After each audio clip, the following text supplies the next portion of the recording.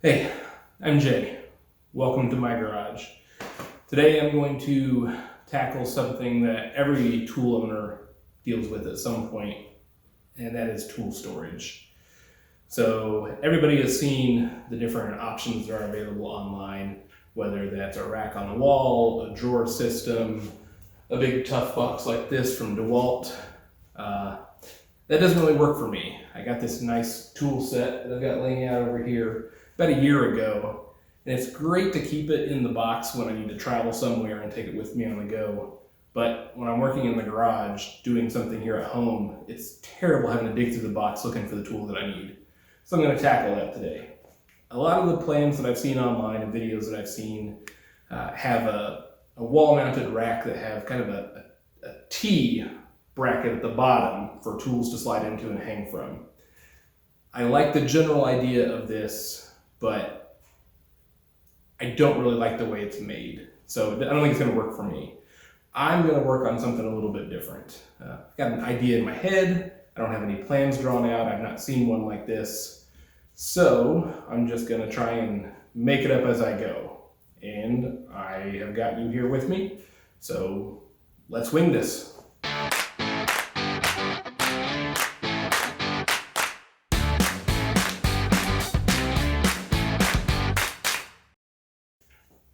So the general idea that I have is going to be kind of like those T-bracket shelves that I talked about a little bit earlier.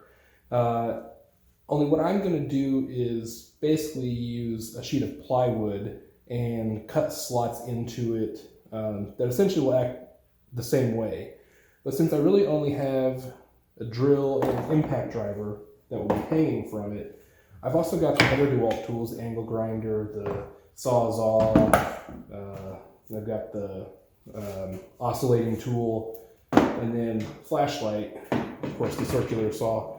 I kind of want to incorporate all of that, but I don't have a lot of tools to slide into those slots. So what I'm thinking is I'm going to cut kind of that U-shaped slot for the impact driver and the drill, but I've also kind of figured out where I want to hang the other tools kind of in between those. So I think I'm just going to kind of take it one tool at a time once I start cutting these slots for things to hang.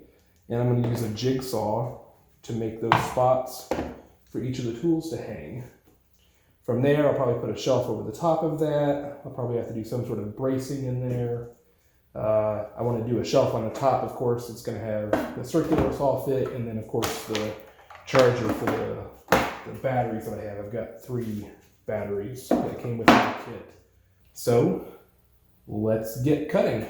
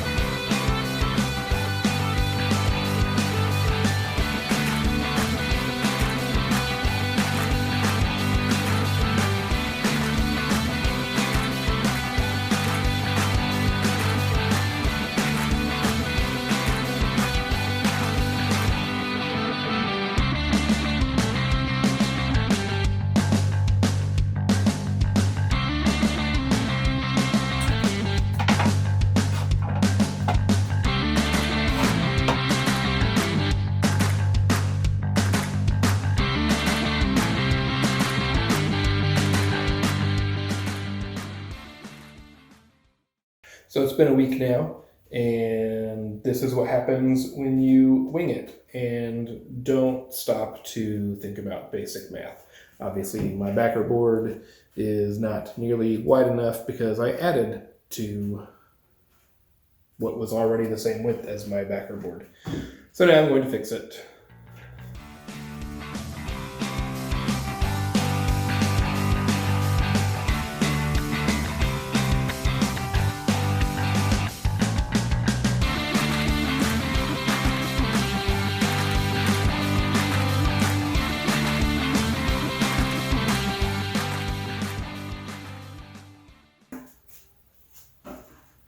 So now I've got to give some thought to how I'm going to mount this to the wall now that I have it so that my backer board actually fits on the back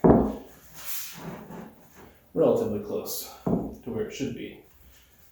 So I think the easiest way to hang something of this size is probably going to be a French cleat. So just a matter of deciding where I want to make this cut so I can attach half of this to the actual shelf and the other half to the wall. And I still want to actually secure the shelf to the backer board once they're hung on the wall. So I'm going to do a little bit of thinking about that. And I'm going to get to the table saw and make a 45-degree rip.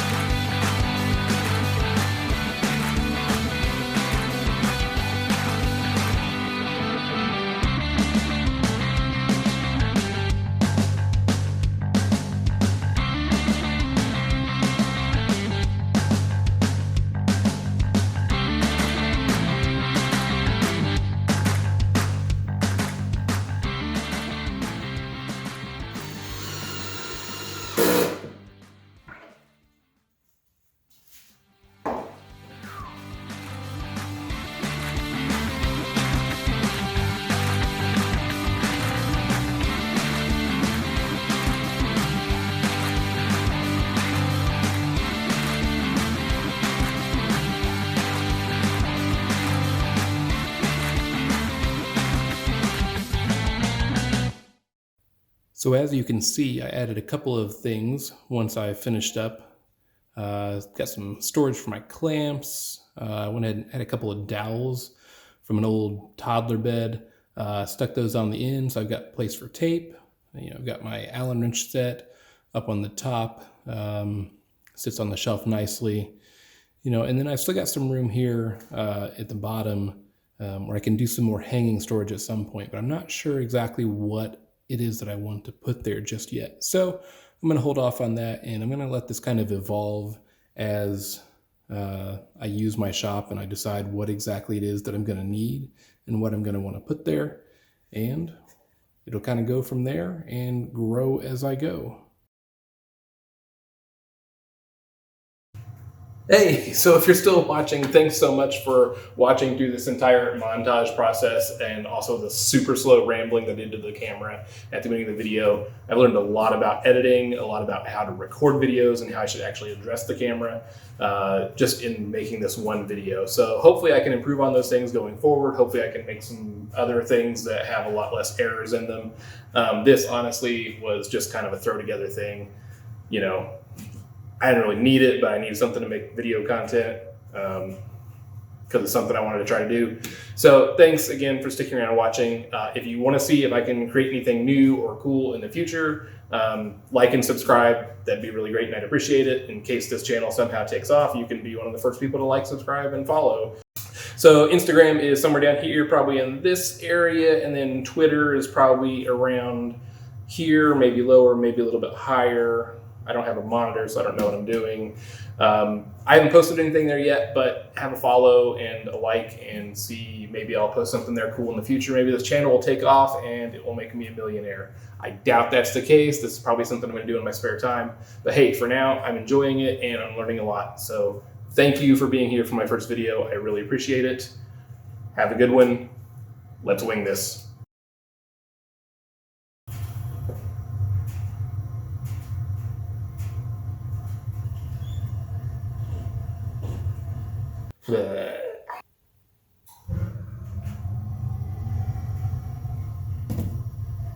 Somebody in the house is running hot water. So the hot water heater over there is now making a lot of noise. How do people do this for a living?